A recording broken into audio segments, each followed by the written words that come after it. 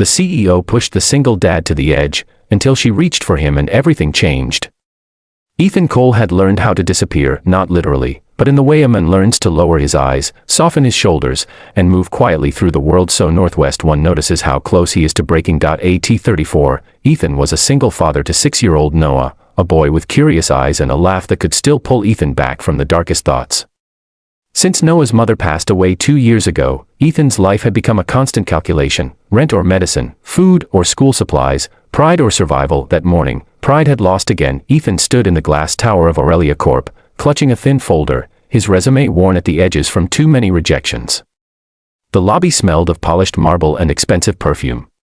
People walked past him with purpose, their shoes clicking like reminders of everything he wasn't. And then she arrived, Elena Hart. CEO. 39, brilliant, sharp, and famously unforgiving. She walked through the revolving doors like the building belonged to her soul.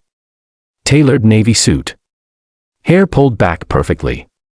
Eyes that missed nothing and forgave even less. Ethan didn't know who she was at first.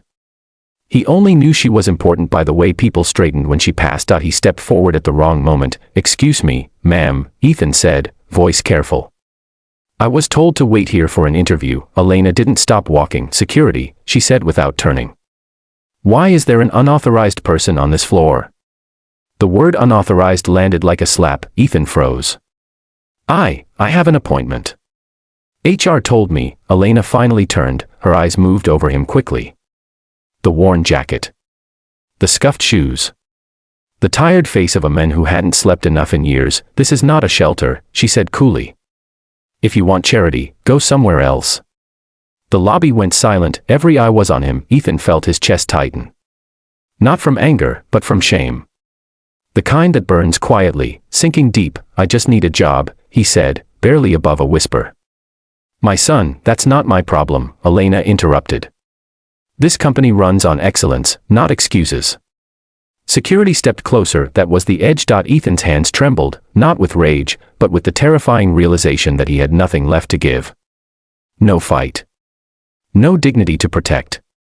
Just a boy at home waiting for dinner that might not come. He lowered his head. "I understand," he said softly, and for a brief second, just a breath, Elena saw something she hadn't expected. Not entitlement, not manipulation, but a man being crushed in slow motion. Still, she turned away. Or so she thought. That night, Elena Hart sat alone in her penthouse, staring at a city she owned but didn't feel part of. She had everything: success, money, influence, and yet, something wouldn't let her rest. The man's face kept returning to her mind. Not his words, but the way his shoulders slumped after she dismissed him. As if life itself had finally said no. She poured herself a drink.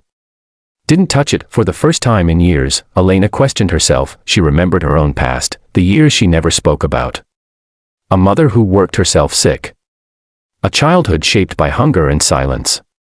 She had sworn she'd never be weak again, but when had strength turned into cruelty? The next morning, Elena made a decision she couldn't explain, only feel. "Find the man from yesterday," she told her assistant. The one in the lobby. By noon, she had his file. Ethan Cole, former logistics supervisor. Laid off after company downsizing. No criminal record. Glowing references. A single father and a son with medical needs. Something cracked. Elena ordered him back, not for security, not for HR, but for her office. Ethan arrived expecting another rejection. Instead, Elena stood when he entered. "Sit down," she said, not cold this time, but firm. He sat, confused. "I owe you an apology," she said. Ethan blinked. "You don't have to." "I do," she interrupted gently. "Yesterday, I saw a problem. Not a person." Silence filled the room. "My father once stood where you stood," she continued. "And no one reached for him. I promised myself I'd never forget that." She slid a folder across the desk. "A job offer. Full-time, healthcare included." Ethan's breath caught. "I don't understand," he whispered. "I'm giving you a chance," Elena said. "Not because I pity you, but because I recognize resilience when I see it." His eyes filled, and this time he didn't hide it. "For my son," he said. "Thank you." As he stood to leave, Elena surprised herself again by reaching out, placing a hand on his arm. "Ethan," she said softly. "You weren't weak yesterday. You were human."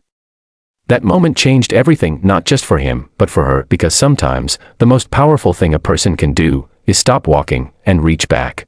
Ethan didn't tell Noah about the meeting right away. That evening, as he sat on the edge of their small apartment couch, watching his son line up toy cars on the floor, Ethan felt something unfamiliar resting in his chest. Hope, not the loud, reckless kind, but a careful, fragile hope, like a candle protected by cupped hands. "Daddy," Noah said, looking up. "Did you find a job today?" Ethan swallowed.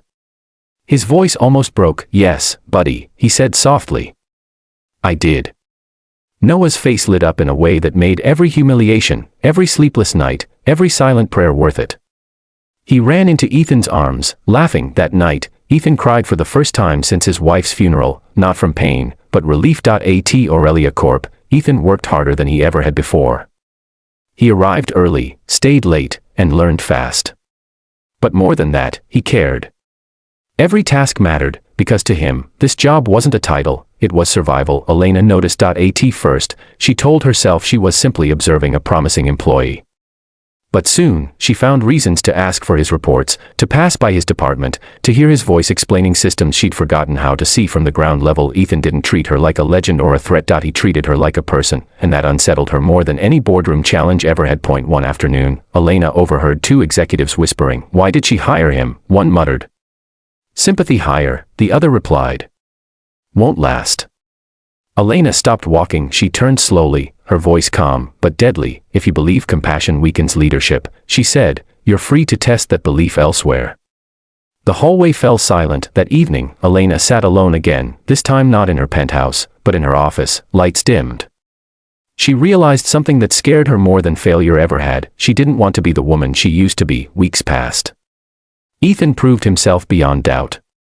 He streamlined operations, cut costs ethically, and earned the respect of people who once ignored him. But life doesn't test people once, it tests them again. One morning, Ethan received a call from Noah's school. His son had collapsed. Ethan rushed to the hospital, fear clawing at his chest.